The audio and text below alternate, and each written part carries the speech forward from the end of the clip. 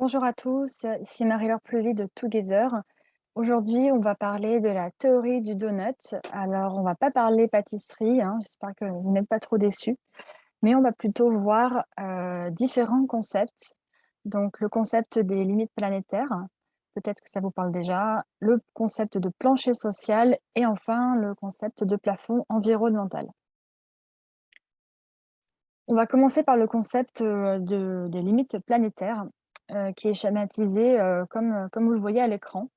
L'idée ici, c'est que la Terre, le système Terre est régi par des limites planétaires. Ce sont en fait des processus qui régulent la stabilité et la résilience du système Terre. C'est un concept qui est né en 2009 du consensus de 28 scientifiques internationaux. Et en fait, cela permet de mesurer quantitativement les frontières dans lesquelles l'humanité peut continuer à se développer et à prospérer. Et donc ici, on voit que les limites planétaires sont au nombre de 9 et que vous avez un code couleur qui est associé. On voit ici un code couleur, donc le rouge, ce sont les limites qui ont déjà été franchies, transgressées. En jaune, les limites proches de l'être. Et enfin, en vert, les limites qui ne sont pas encore, et en espérant qu'elles ne le soient jamais d'ailleurs. Un dernier code couleur quand même, c'est l'inconnu, hein. Il y a quand même des limites planétaires pour lesquelles on ne sait pas encore établir un état des lieux précis. Les scientifiques sont toujours en train de faire des recherches et études à ce sujet. Mais on espère également que la situation n'est pas trop grave pour celle-ci. Donc, je voulais attirer votre attention sur une des limites planétaires, qui est le changement climatique, puisque c'est quelque chose que l'on parle beaucoup aujourd'hui. Et c'est intéressant ce schéma est très intéressant pour se représenter le fait que ce n'est qu'une des limites planétaires. Donc, ce n'est qu'un des enjeux qu'on doit traiter. Donc, c'est important d'avoir conscience de cela, puisque souvent, on a tendance à faire un focus sur le climat, sur le réchauffement climatique. Mais en fait, ce n'est on va dire, qu'un problème parmi tant d'autres. Un autre auquel on entend beaucoup parler, c'est l'érosion de la biodiversité, hein. Aujourd'hui, on parle de sixième extinction de masse. Et donc, c'est un sujet aussi très, très présent, une limite qui a été bien entendu franchie et qu'on continue, voilà, à dépasser de plus en plus, puisqu'on ne se saisit pas probablement assez du sujet. D'autres limites, c'est le cycle de l'azote et le cycle du phosphore, hein, notamment lié aux intrants et pesticides qu'on utilise dans l'agriculture. Et je voudrais m'arrêter aussi sur la limite liée au changement d'occupation du sol. Derrière, en fait, ce terme, on parle surtout de déforestation, puisqu'en fait, c'est un changement d'état d'un sol. On passe bien souvent d'une forêt à un état de champ, de culture, par exemple. C'est le cas en Amazonie, au Brésil, où une grosse partie de la déforestation est notamment due au fait que l'on fait pousser du soja. Donc, non pas pour la consommation humaine, mais pour la consommation du bétail que derrière on va manger. Et une grande partie de ce soja est notamment importé en Europe. Donc, nous sommes directement responsables de la déforestation en Amazonie. Autre sujet de déforestation, c'est en Asie du Sud-Est, là, on parle beaucoup de culture d'huile de palme, hein, donc la forêt primaire qui est rasée pour faire pousser l'huile de palme, dont on se sert notamment pour tout ce qui est agroalimentaire, pour la fabrication de agrocarburants et aussi pour tout ce qui va être cosmétique et tout un tas de produits du quotidien. Un autre changement d'occupation du sol, c'est aussi l'artificialisation des sols.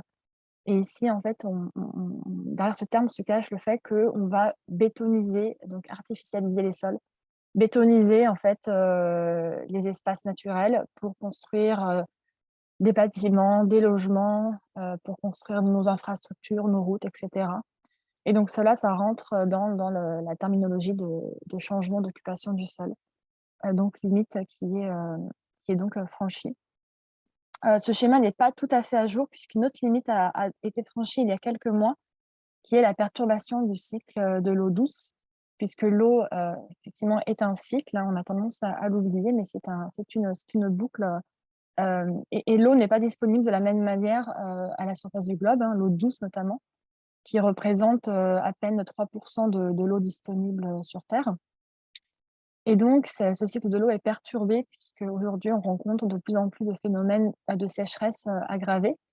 Alors, on parlait auparavant beaucoup de l'Afrique, mais aujourd'hui, c'est des choses que l'on voit déjà en France, pour commencer, puis et en Europe en général.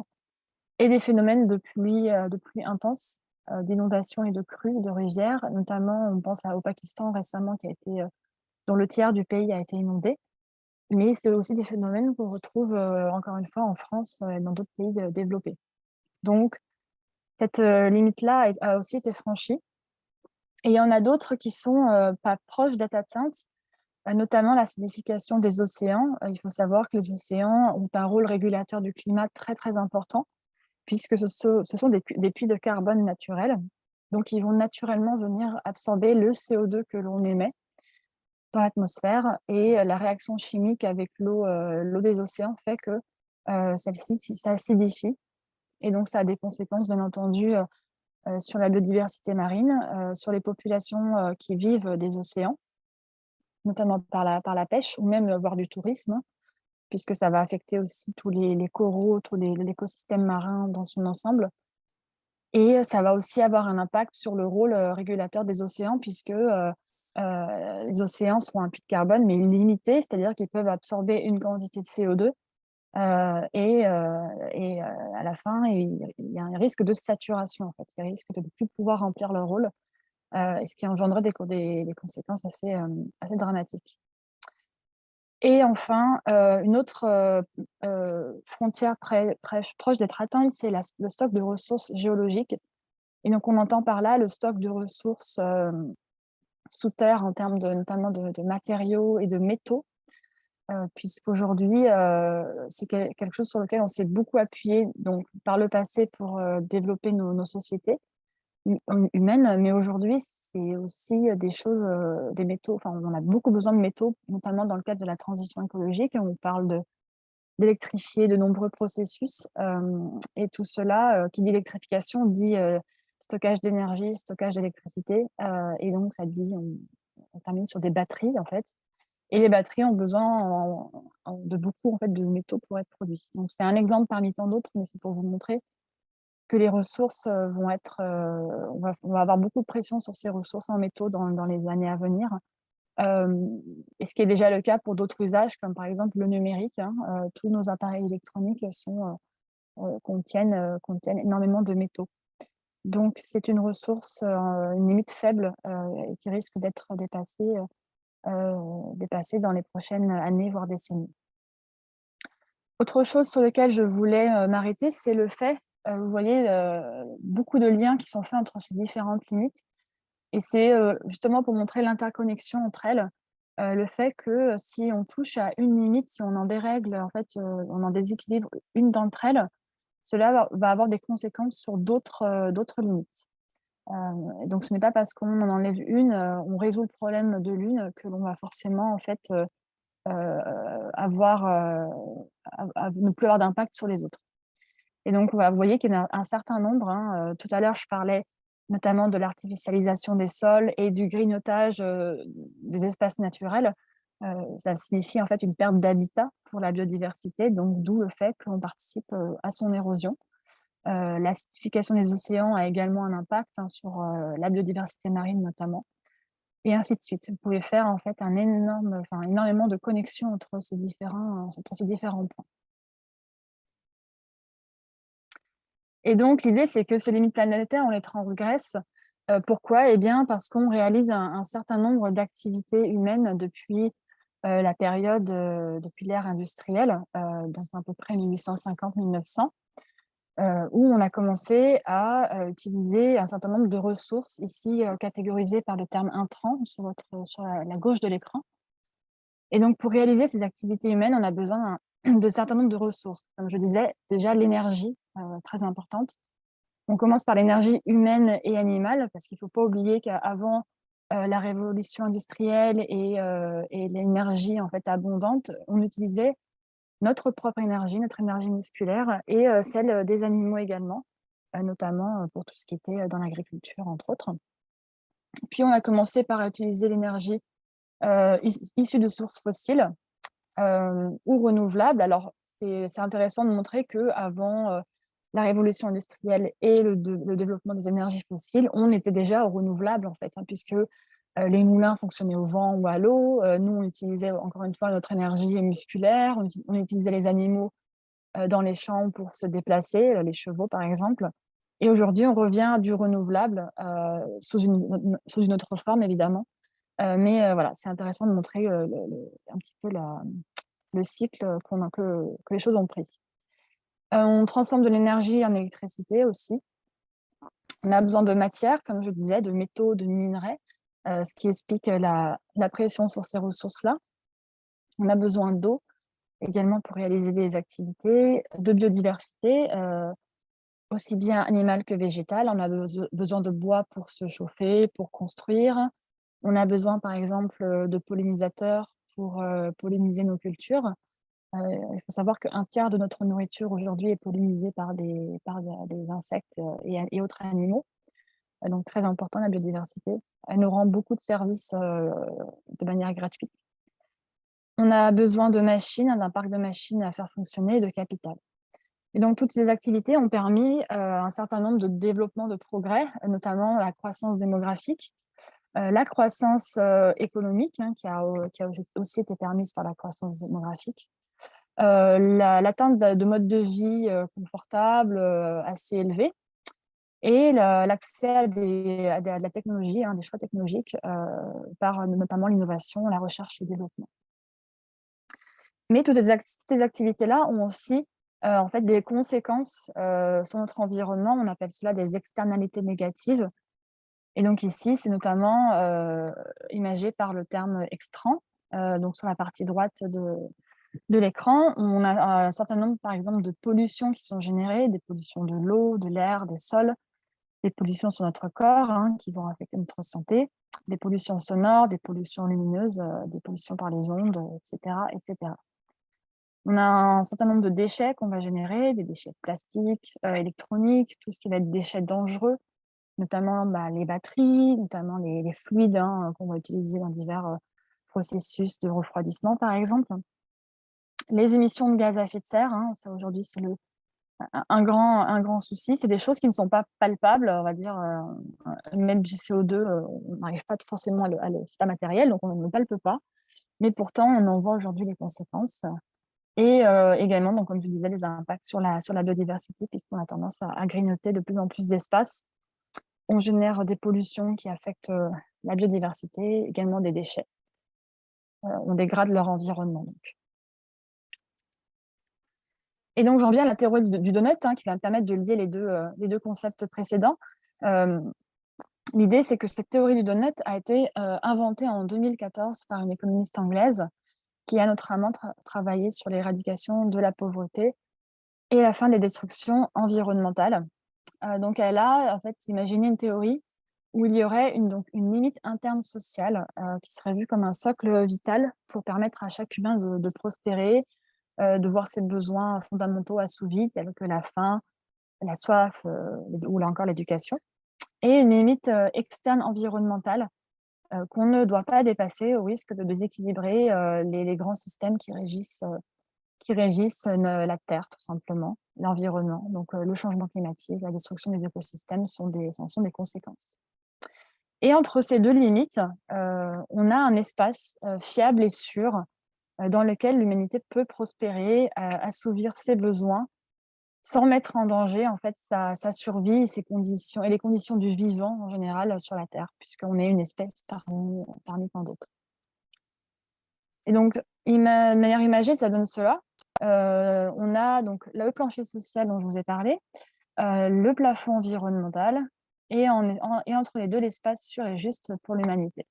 Et donc, de manière plus détaillée, on y retrouve au centre tous les besoins fondamentaux des êtres humains, donc pour vivre et être intégrés sur Terre. Et au niveau du plafond environnemental, on a les fameuses limites planétaires, les 9 limites planétaires dont je vous ai parlé au tout début avec le schéma. Et entre les deux, voilà, cet espace qui n'est pas forcément très grand, mais qui a le mérite d'être là. Et l'idée, ça va être de voir comment on peut en fait, réaliser nos activités humaines, dans cet espace-là et en ayant des conditions, voilà, dans des conditions sociales acceptables, et en ne dégradant pas notre environnement, d'une autre part, en fait. Donc c'est vraiment l'idée de réaliser, voilà, le développement durable, il se situe à ce niveau-là, en fait. La partie, voilà, économique des entreprises, de nos activités, ne doit pas, en fait, dégrader l'environnement social et environnemental dans lequel elles évoluent. Et donc l'idée de cette, économiste, anglaise, heu, en fait, elle tend à imager un nouveau modèle de société, de déconstruire en fait, toutes les théories économiques du siècle passé, hein, qui ont forgé les sociétés d'aujourd'hui, mais qui sont basées sur des modèles en fait obsolètes, hein, de croissance comme le seul but sociétal, de néolibéralisme, et de croissance infinie, alors qu'on sait que la planète, est un espace fini avec des ressources finies, donc c'est physiquement, impossible d'avoir une croissance infinie, dans un environnement fini. Elle vise aussi à changer notre mode de calcul de la richesse, hein. Aujourd'hui, le PIB est le seul indicateur phare, mais il y a d'autres manières de mesurer, la valeur d'un pays. Je pense notamment, à l'indice de bien-être, du Bhoutan, qui quand on sait que, une société saine, c'est avant tout, une population saine, une population heureuse, en bonne santé. Et donc ce n'est pas forcément, voilà, quelque chose de viable de compter uniquement sur la valeur économique sans prendre en compte le bien-être, des personnes qui justement créent cette valeur-là. Et il y a notamment des schémas, des études qui montrent que l'augmentation du PIB, hein, qui a été un fait dans les dernières, décennies, n'est pas corrélée avec une augmentation du bonheur, des populations. Donc c'est vraiment 2 choses, complètement distinctes. Et elle vise également à faire qu'on prenne en compte, les externalités négatives, qu'on les comptabilise en fait dans les calculs, dans les prix, dans notre économie tout simplement, et non plus seulement qu'on prenne en compte la valeur économique créée. Puisqu'aujourd'hui, c'est quelque chose qu'on ne fait pas, on calcule uniquement, voilà, le coût des matières, le coût de production, le prix, auquel on va vendre nos produits et services, mais on ne mesure absolument pas, on ne calcule, on n'intègre absolument pas les coûts, que l'on inflige à l'environnement, derrière. Aujourd'hui, on commence timidement à s'en saisir, hein, par notamment le biais de taxes carbone, entre autres, et de réglementation. Mais c'est encore trop timide par rapport à tous les dommages que l'on fait. Et donc au final, elle prône pour un changement de paradigme en fait, hein, viser en fait, tendre vers des sociétés, qui s'épanouissent et non pas des sociétés, qui croissent indéfiniment, heu, voilà, sans et qui dégradent en fait, notre environnement.